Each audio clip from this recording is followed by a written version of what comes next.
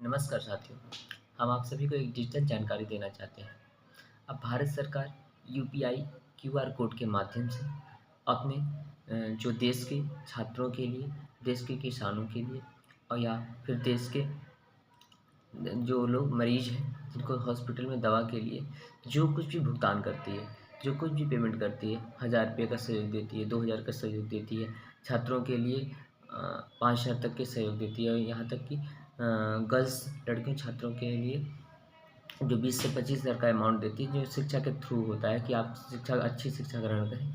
ऐसे वो सरकार जो पेमेंट करती है, जो देना चाहती है, उस चीज़ को अब सरकार अब क्यूआर कोड के माध्यम से देने वाली है। जैसे कि आप जान सकते हैं कि जैसे ऐसा होता है कि शिक्षक को छात्रों को जो पैसा दिया जाता है वो अपने पढ़ाई पे ना खर्च करके किसी भी क्षेत्र में खर्च कर देते हैं। अब ऐसा नहीं हो सकेगा। अब गवर्नमेंट आपको जो भी सब्सिडी देगी, जो भी आपको सहयोग देगी, वो क्यूआर कोड के माध्यम से देगी। अगर आपको बुक खरीदना है तो आपके पास एक क्यूआर कोड होगा जिसको आप स्कैन सिर्फ किसी बुक स्टॉल पे ही कर सकते हैं। अन्यथा या आप सोचते हैं कि हमारी बुक के लिए पैसा आया है, हम कुछ खा लें या फिर किसी होटल में, रेस्टोरेंट में चले जाएँ या फिर कि टिकट बुक करा लें, ऐसा नहीं हो सकता है। अगर आपको गवर्नमेंट ने बुक के लिए दिया है तो आप बुक खरीदेंगे। सिर्फ आपको किसी भी बुक स्टॉल की दुकान पे ही वो पेमेंट होगा। जब भी वो पेमेंट होगा तो किसी बुक स्टॉल की ही दुकान पे पेमेंट होगा।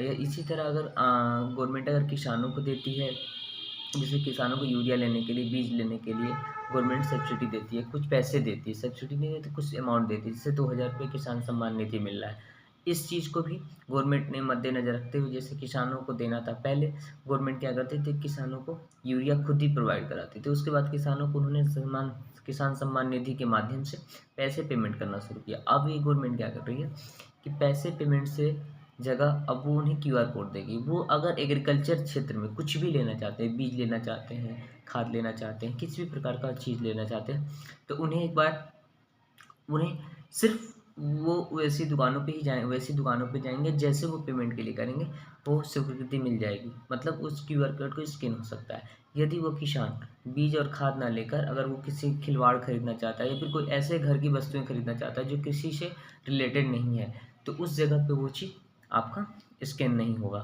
और उसके बाद फेल लिख दिया जाएगा।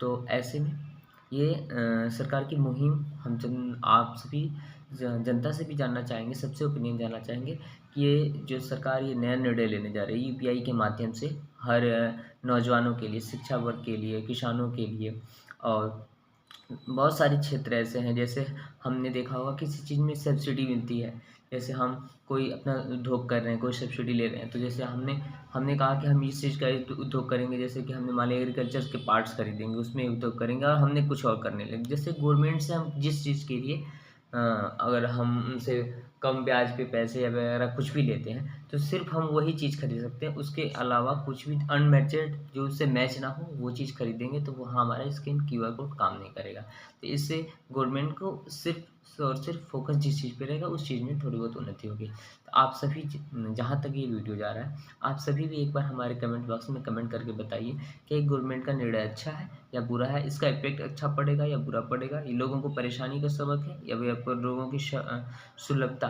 आसानी के लिए किया जा रहा है? धन्यवाद। आप एक बार ज़रूर कमेंट सेक्शन में जाके मुझे कमेंट करके बताएँ। धन्यवाद।